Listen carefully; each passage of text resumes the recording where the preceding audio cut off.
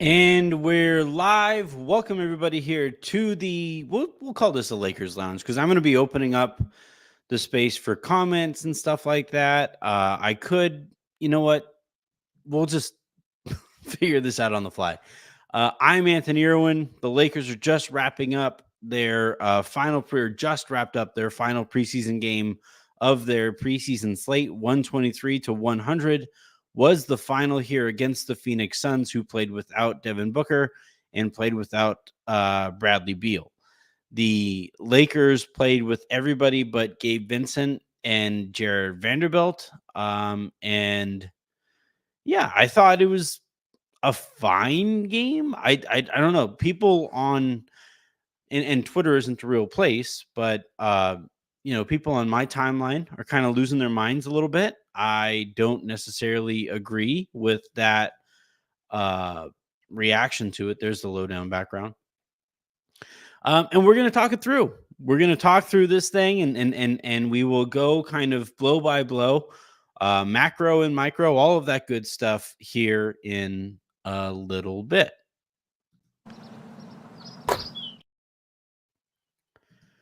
Let's start with the guys who matter.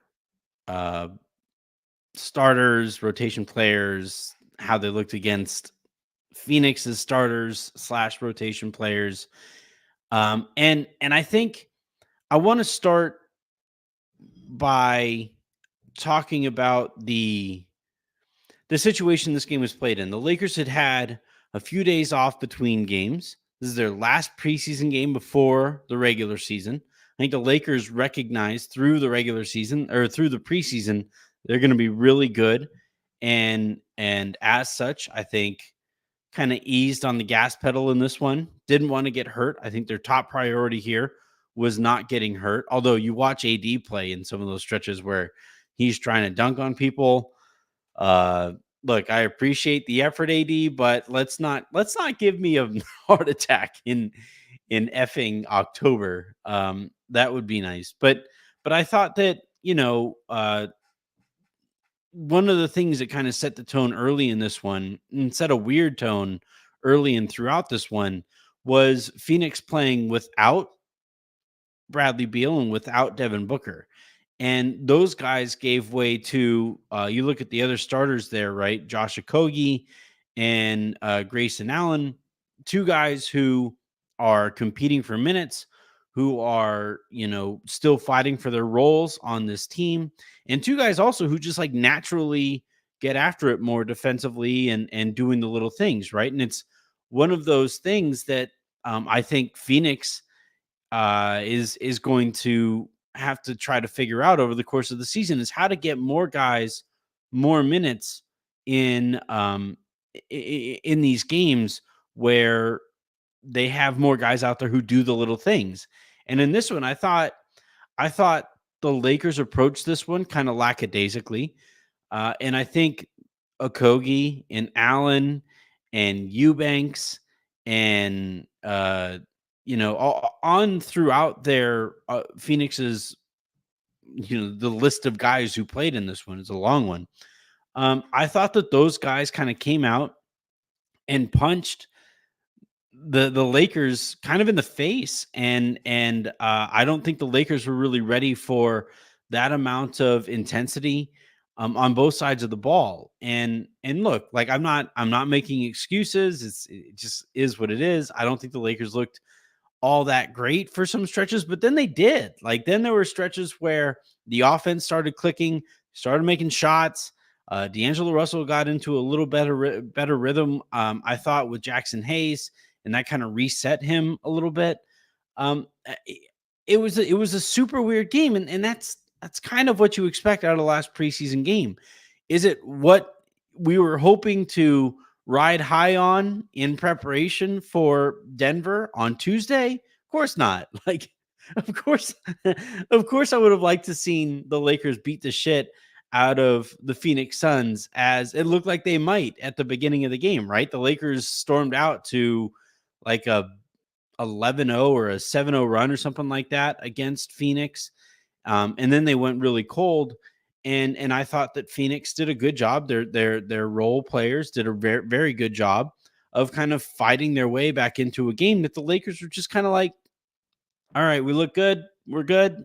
All right, let's get out of here.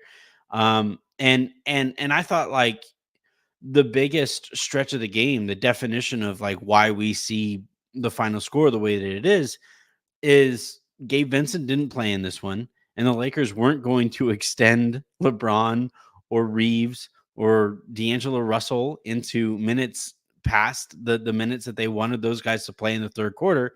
And you had Cam Reddish initiating the offense. And yeah, I would say that went about as well as or about as you would have thought it would go. And the Lakers got freaking boat raced in that third period. And yeah, like I know people are frustrated with Cam Reddish, and I know that people are kind of frustrated with how that went. And I think generally speaking, Lakers fans are a lot more, our patience runs thinner at this point, because of all that fans have been put through over the last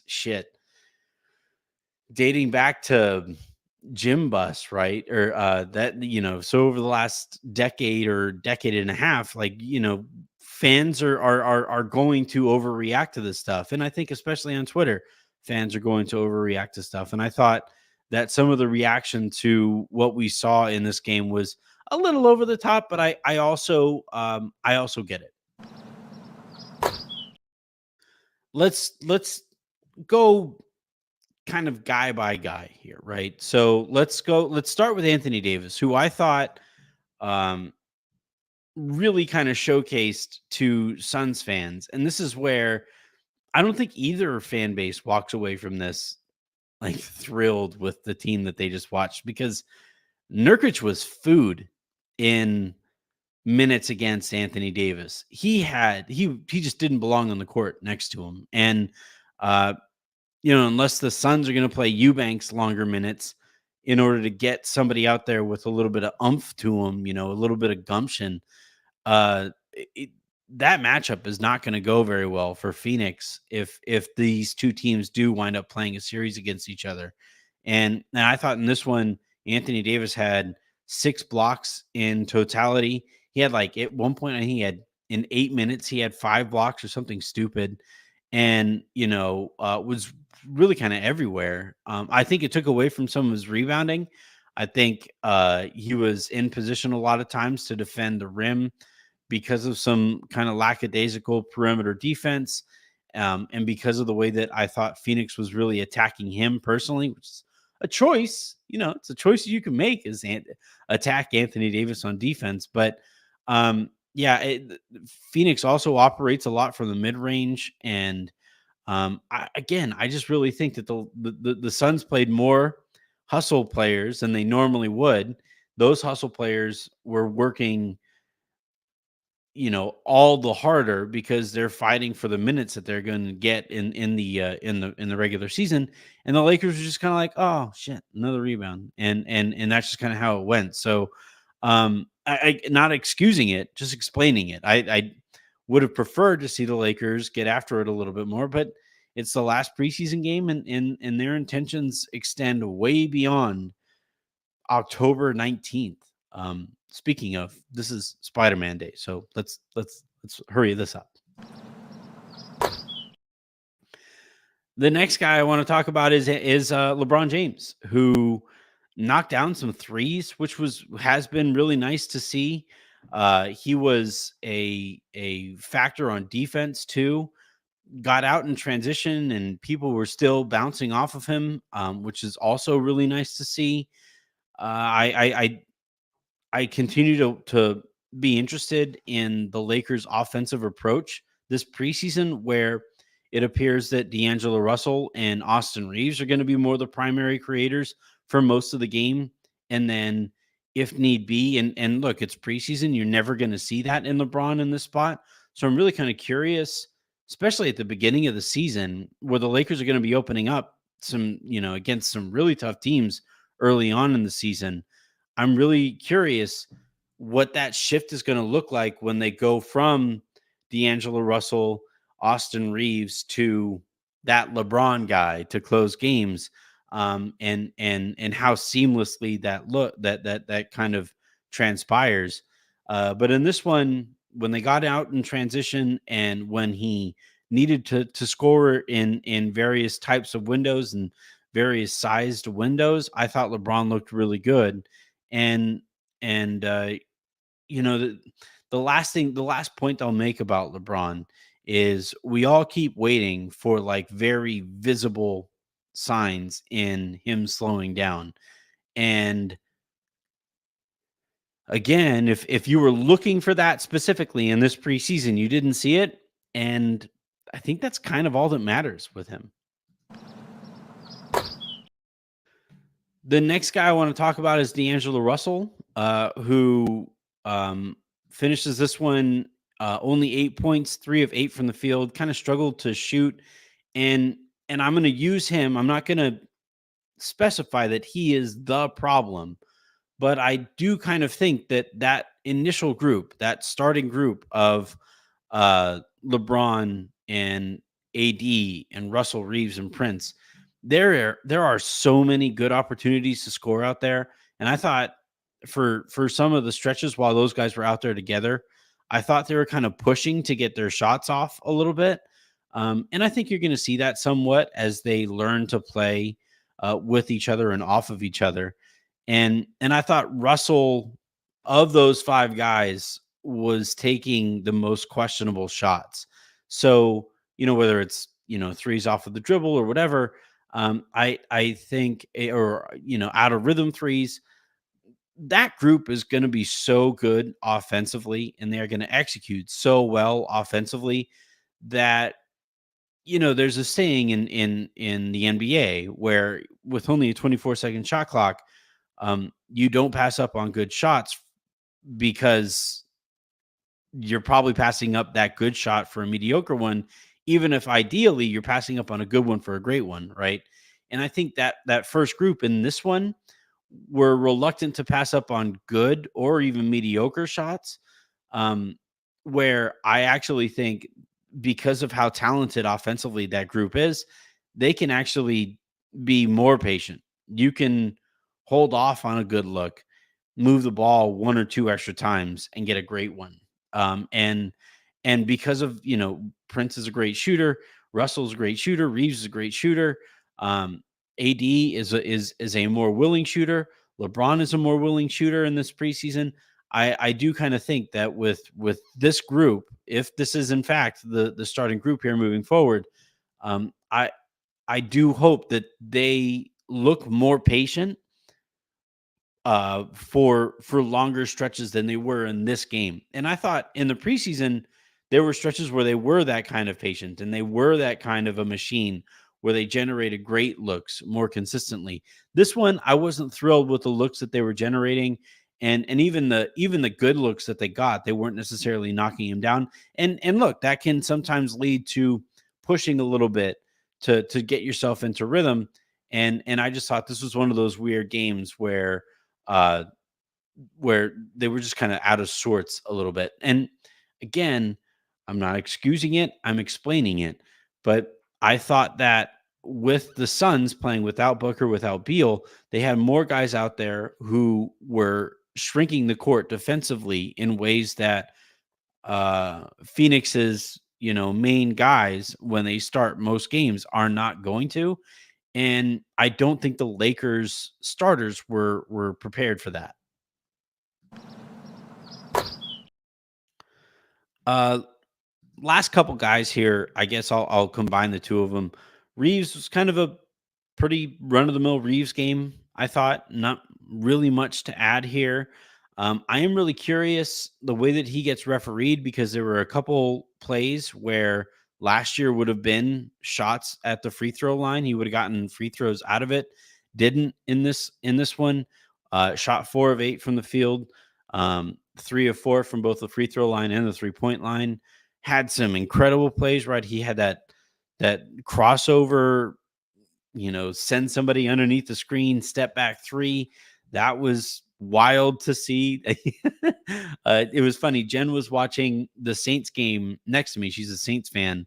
She was watching the Saints game on the wall next to us. I had the projector going on the wall next to us, and I had the Lakers game on the main TV. And at the same time, we both kind of responded to whatever was going on there. And he was like, "Whoa!" And then we kind of looked at each other like, "What? Whoa, whoa!" And I showed her the Reeves play, and she's like, "Holy shit, he can do that!" And yeah, he very much can.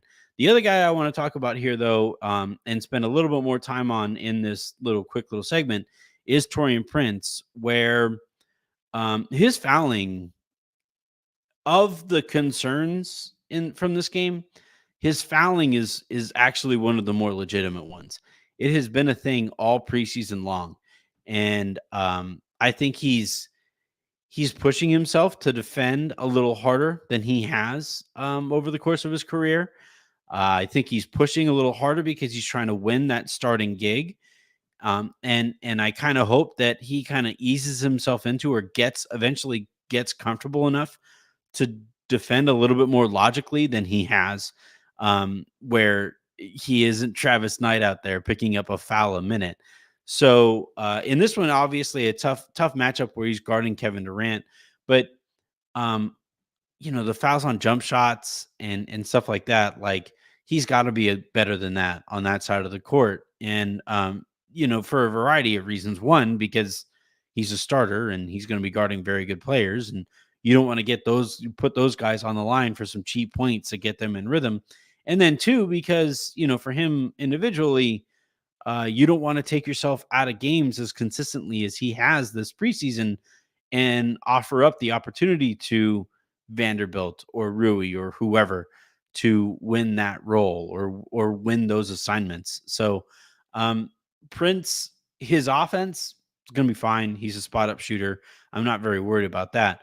But the defense and the fouling, I'd like to see him clean that up a lot. Like, it needs to take very tangible steps forward. That just about does it on a micro sense. I guess I want to spend a little bit of time on Rui. This is kind of tough because that second unit, you look at all of their plus minuses in the second unit. Rui was a minus 30, Wood was a minus 35, Reddish was a minus 28, Jackson Hayes was a minus 18, right? Max Christie was a minus 15. Those are the main guys who got minutes with that second unit. And they really missed any initiation whatsoever, right? LeBron didn't play with that group. D'Angelo Russell didn't play with that group.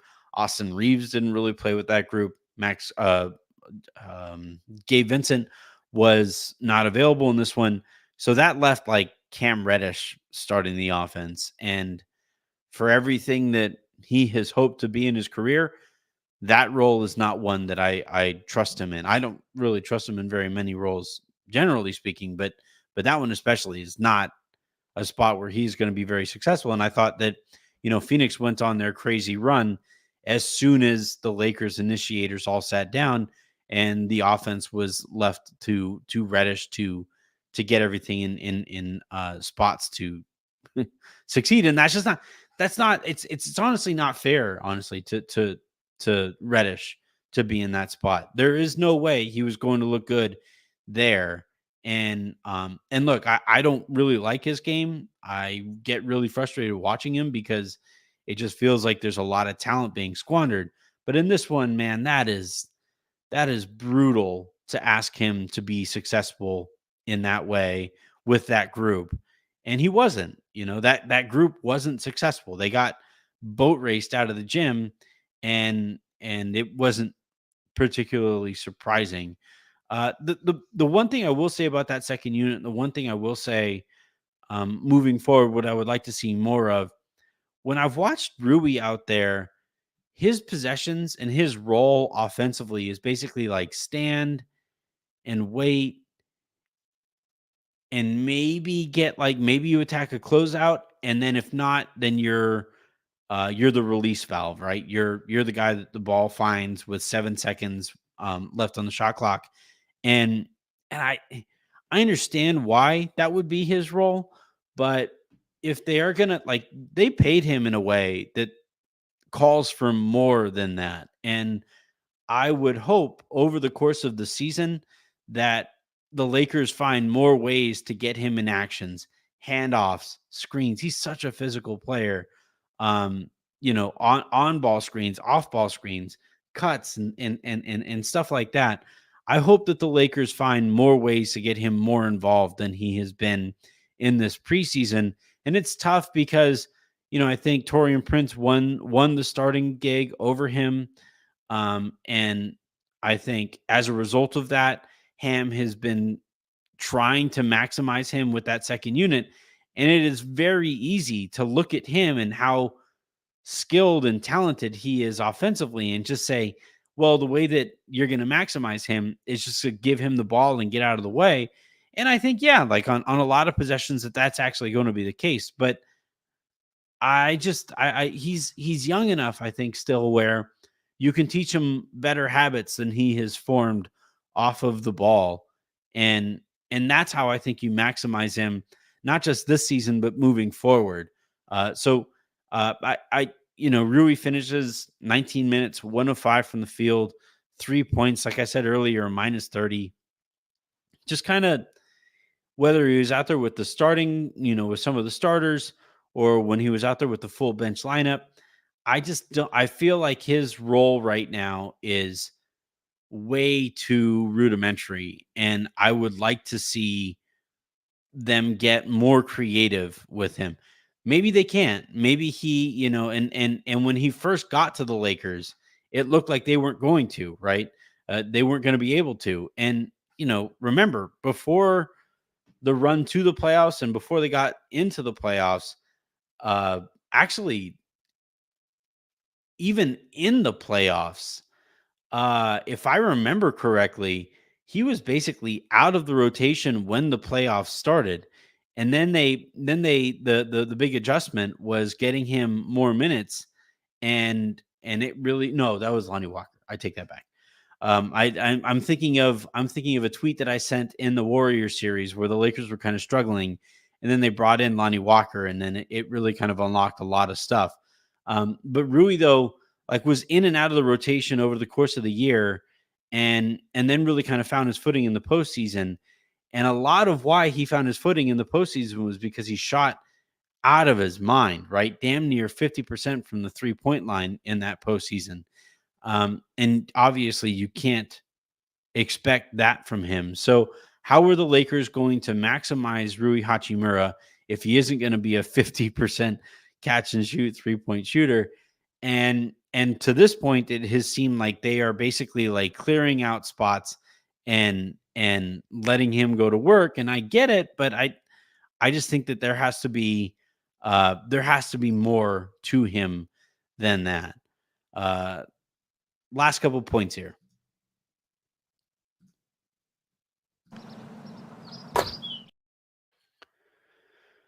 So it would have been nice to see more of Gabe Vincent, and it really would have been nice to see more of Jared Vanderbilt. Vincent apparently has been held out to this point for more precautionary reasons, which tells me that he'll be ready to go. Like, if he isn't ready to go on opening night, then maybe it's time to start sweating a little bit, asking what's going on there. Vanderbilt, I'm not going to say that I'm hearing anything about him. I just think some of the signs here aren't necessarily ideal. Hopefully he's ready to go opening night and I don't have to worry about this anymore. But the fact that, like, he played, we didn't really see him get hurt, and then he was just like day to day and out, right, for basically all of the preseason, in a preseason where he is fighting for minutes to or in fighting for the starting gig. The fact that he, like, wasn't physically able to fight for that makes me a little nervous. And the Lakers, they're going to need him defensively, whether it's with starters, later in the season. I do think Prince is going to start the season as the starting small forward. This was the dress rehearsal, right? And I don't think you change the starting group after the dress rehearsal, unless somebody gets hurt or whatever. But yeah, the Lakers are going to need they're going to need, they extended him for a reason, right? Vanderbilt was extended. He is seen as a part of their organization moving forward. And we just didn't really see much from him this preseason. And yeah, this is, it's tough because the Lakers start the season with some really tough games, and it's hard to like, hey man, we are we're starting the season as a sprint, and then maybe we'll lighten up after that. That makes it tough on Vanderbilt to really get into a rhythm. So hopefully they're able to find a way to make that happen, and he's able to get back up to speed. But really kind of a bummer that we basically didn't get anything whatsoever from Vanderbilt this uh preseason. Same kind of goes for Christian Wood. I didn't I don't see it. I'm not seeing it. All right, that is going to do it here for this episode of the Lakers Lowdown. A really fun week that we just had here on the pod feed and on the YouTube page. I hope that you guys are subscribed here on YouTube and checking out all of the stuff that we have going on there. Um, I loved the conversation that we had with Mirren. Had a blast talking to Adam. Had a blast talking to Jovan. Obviously, always have a fun time talking with Aaron, as I did earlier this afternoon. And yeah, we are right around the corner from the regular season. I do still have some fun stuff that I'm working towards to hopefully be able to unveil as close to opening tip as we possibly can. And yeah, let's enjoy our weekend here. It's my birthday weekend. I'm turning 37. I'm not ready for that. And then we get right into it. Opening night, Tuesday night. So get your questions in the form of a 5-star review on iTunes, and I will answer those over the weekend. And then we will dive into the regular season here when it comes time to do so. Until then, I'm Anthony Irwin saying have a great rest of your day/weekend. Make somebody else's, and I will talk to you on Monday.